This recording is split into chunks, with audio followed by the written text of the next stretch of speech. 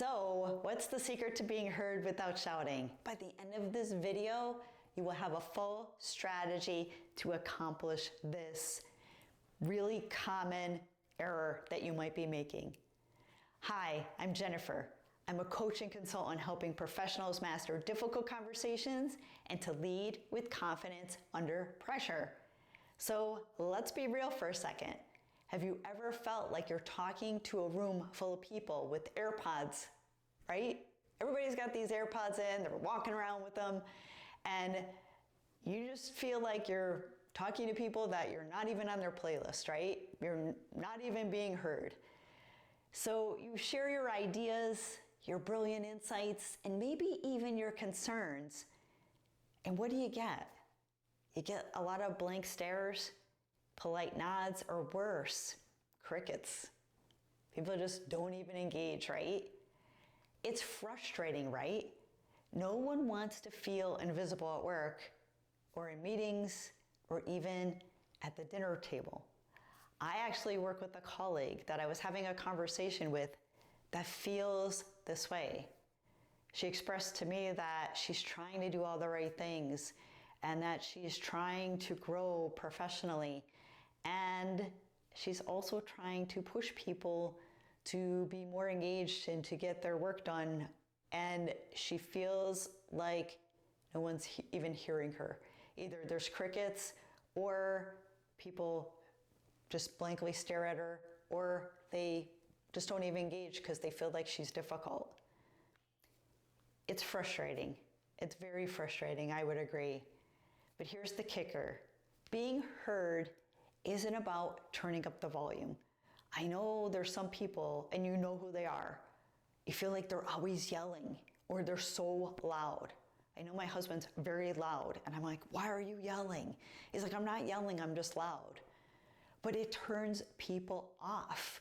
You know, as people get louder, they think that they are expressing their concern or they're expressing emergency or how urgent the situation is. But most people just kind of like get freaked out by it. It's about turning up your clarity, your confidence, and your connection to being heard. So it's not about how loud you are. It's about being clear, being confident, and being well connected with the right people. So I was in a meeting this week where the person running a reoccurring meeting for a project ran through the same points that she did the past few weeks. I felt like it was Groundhog Day. I tried to pay attention, and I have to admit, I started tuning out. And when she realized no one was responding to her, she started to get loud, then louder, then even louder, until finally she was almost screaming and turned on this weird tone that made people afraid to say anything. So you went from like nodding off to being full attention and being like, holy crap, like what the hell is going on here? Is she crazy? Is she losing it? This turned me off completely.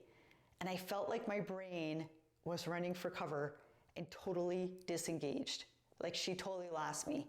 It maybe lost me, I don't want to say forever, but I just have a different like perception of her as well. And I just totally disengaged, and I was hoping for the time to pass quickly so I could get off this call, because one of those, they had to be on camera regardless. So probably my face showed every inch of what I was feeling, because I really have a hard time hiding it. But it's so frustrating, and I just wanted to run. But I also, as I mentioned, I have a different perception of this individual.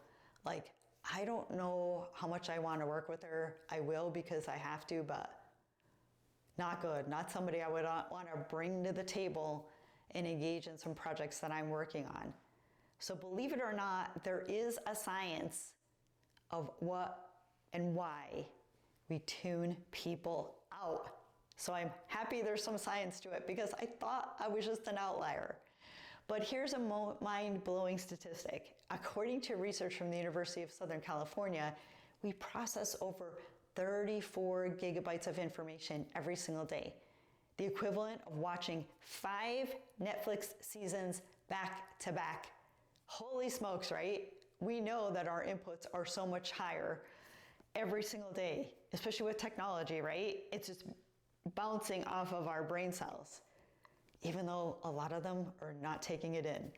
So no wonder people check out halfway through your sentence. Their mental inbox is already bursting. And if you do a shout or an over-explain and you start going on and rambling, it can backfire.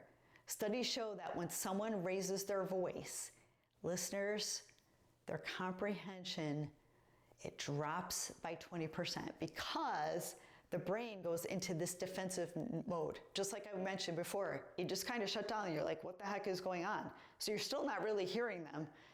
And you just feel like this much great uncomfort.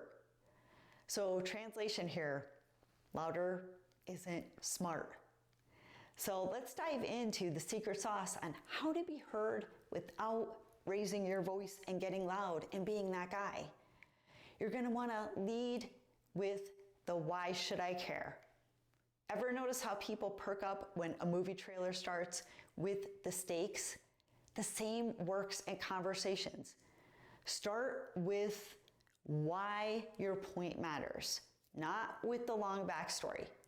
And a pro tip here is replace the I just think with here's why this matters for us.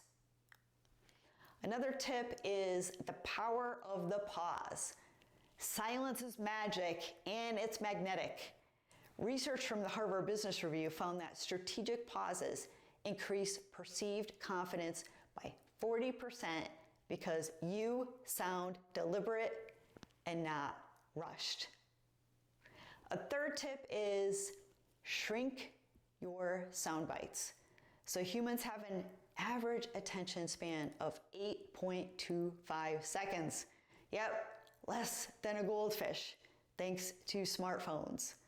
So make your point in one sentence, one tight sentence, before expanding.